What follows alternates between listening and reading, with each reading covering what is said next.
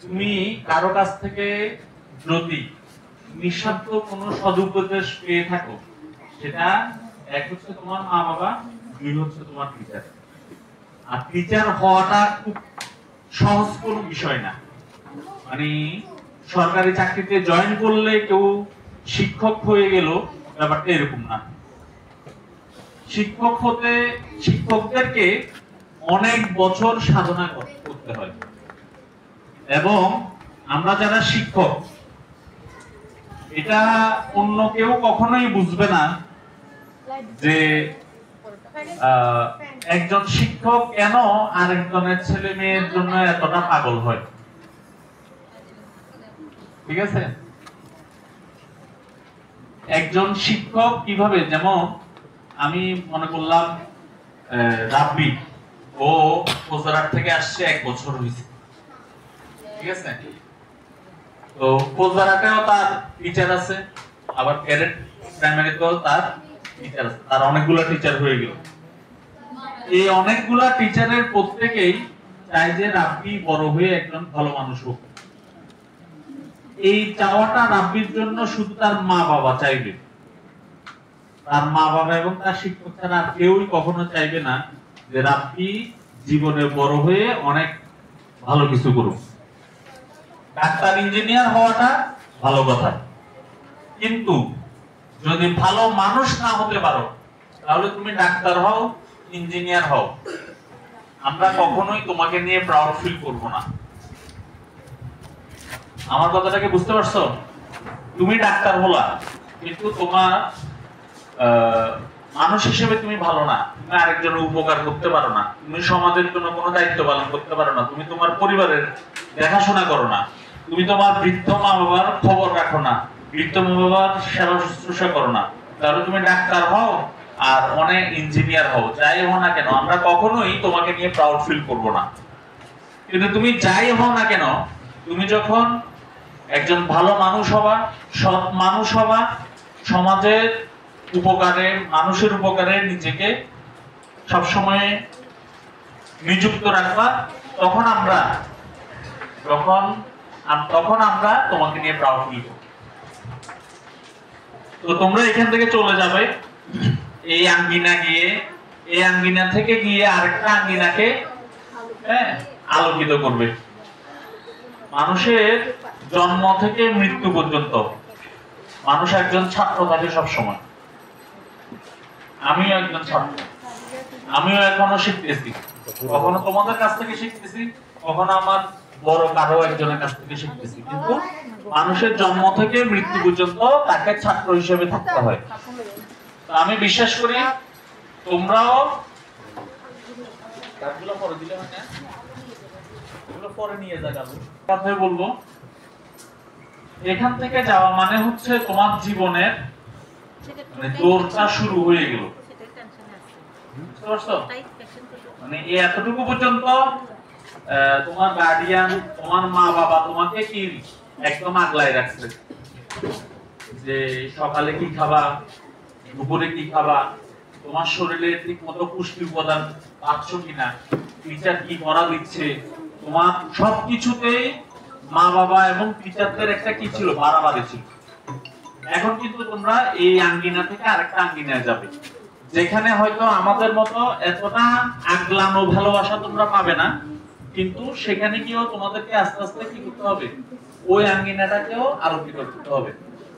আজকে যখন কলেজিয়েট থেকে বা এখানে কেএম হাইতে যারা গেছে, ওদের সাথে যখন আমাদের দেখা হয়, যখন কলেজিয়েটের টিচাররা বা কেএম হাইয়ের কোন একজন শিক্ষক বলে, আপনার অমুক ছাত্র তো ভালো রেজাল্ট করছে, ক্লাসে ফার্স্ট হয়েছে, আপনার ওই ছেলেটা তো খুব ভালো ফুটবল খেলে, আপনার ওই ছেলেটা তো খুব ভদ্র, দেখলে সালাম দেয়, বিশ্বাস করো আমাদের কিন্তু খুব ভালো লাগে।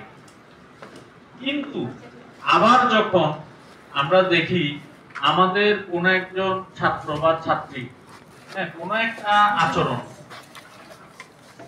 হয়তো দেখা যাচ্ছে সে কোন একটা খারাপ কাজ করতেছে, খারাপ আচরণ করতেছে, সমাজের কেউ একজন যদি বলে যে এই ওই ছেলেটা তো অমুক স্কুলে করতো, এই তো খুব বাজে একটা ছেলে, তখন কিন্তু আমরা লজ্জায় মুখ লুকাই।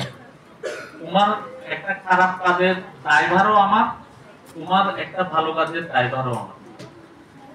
তোমার সুনামে যেরকম তোমার মা বাবা 10 একই কথা 10 বার বলবে, ঠিক আছে?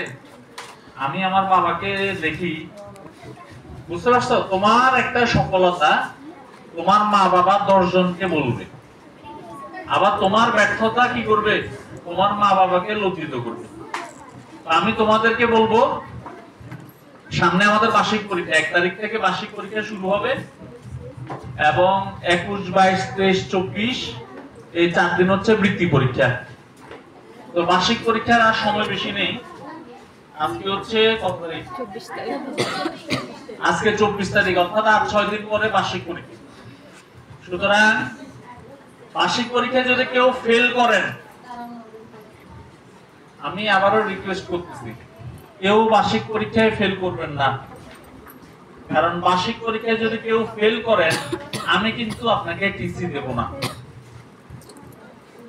বুঝতে পারছেন? আপনি যদি বার্ষিক পরীক্ষায় ফেল করেন, আমি কিন্তু টিসি দিব না। সুতরাং বার্ষিক পরীক্ষায়, ঠিক আছে, সুতরাং ফেল করা যাবে। আর যারা বৃত্তি পরীক্ষার্থী, আপনাদেরকে বলবো, আজকের বিদায় অনুষ্ঠান আজকেই শেষ, ঠিক আছে?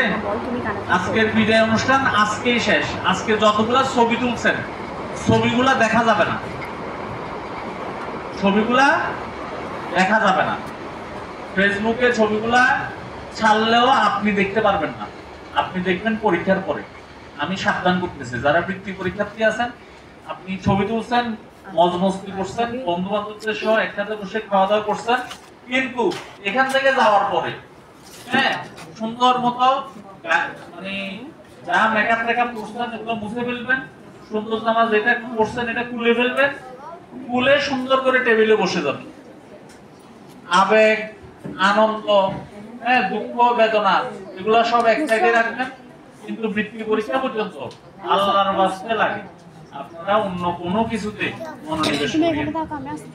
সময় বেশি নাই, 10 দিন বা 15 দিন সময় পাবেন, এবং এই 10-15 দিনে নিজের ভিতরে নিজের দুর্বল জায়গাগুলো নিয়ে কাজ করেন। দুর্বলতা নিয়ে যাবে না, ভালো করতে হবে।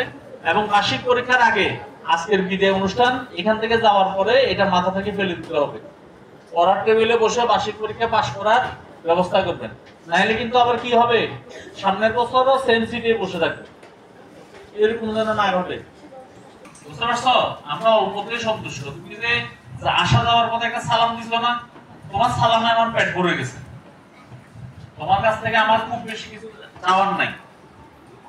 আমি চাই তুমি সমাজের একজন বড় মানুষ হও। আমি চাই তুমি রাস্তা দিয়ে একটা দামি গাড়ি চালায় যাও। আমি চাই তুমি মানে এই দেশের জন্য একটা সম্পদ হও। আমি চাই তুমি বিদেশে ডক্টরেট ডিগ্রি করতে যাও। আমি চাই তুমি অ্যারোনটিক্স নিয়ে পড়ালেখা করো। আমি চাই তুমি বিমানের পাইলট হও, ঠিক আছে? সবকিছু চাই, আমাদের এই চাওয়াটা বিশাল বড়। আর এগুলো না হলেও তুমি একদম ভালো ব্যবসায়ী হও, ঠিক আছে?